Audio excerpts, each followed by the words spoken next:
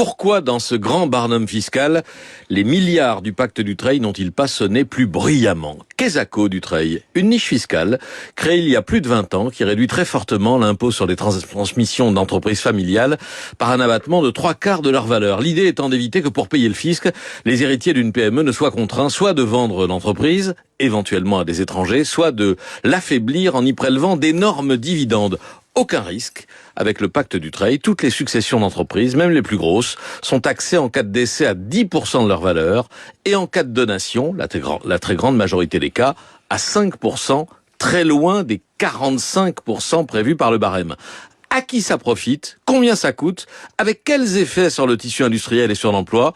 Pas de réponse. Si étrange que cela puisse paraître, le dispositif n'a jamais été évalué pendant 15 ans. Dans toutes les lois de finances, le même chiffre était recopié et présenté comme un ordre de grandeur, 500 millions d'euros.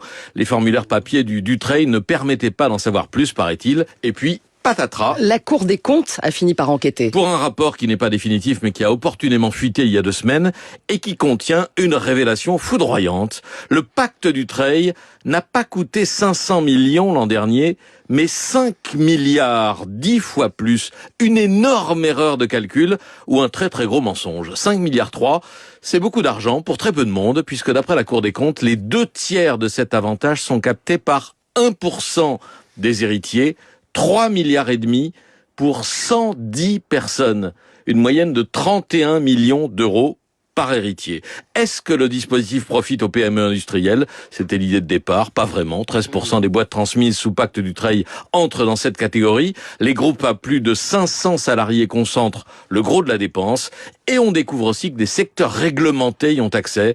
Les pharmacies, les cabinets d'experts comptables qu'on ne voit pas bien rachetés par des fonds d'investissement. Et ces révélations, elles ont secoué l'Assemblée? Eh ben non. Lors de la discussion avant-hier, certains députés à droite et au centre ont dit qu'ils n'avaient pas lu les observations de la Cour des comptes et donc le pacte n'a été corrigé qu'à la marge. Les biens qui n'ont rien à voir avec l'entreprise en ont été sortis, mais pas remis à plat comme le préconise pourtant la Cour. La droite, l'extrême droite et une partie du bloc central s'y sont fermement opposés et même sur la restriction proposée par le gouvernement, le RN s'est massivement abstenu. Jeudi dernier, l'ancien ministre chiracien Renaud Dutreil, l'inventeur de cette niche, accusait la Cour des comptes d'avoir commis un rapport idéologique et d'être devenu une officine du Parti socialiste.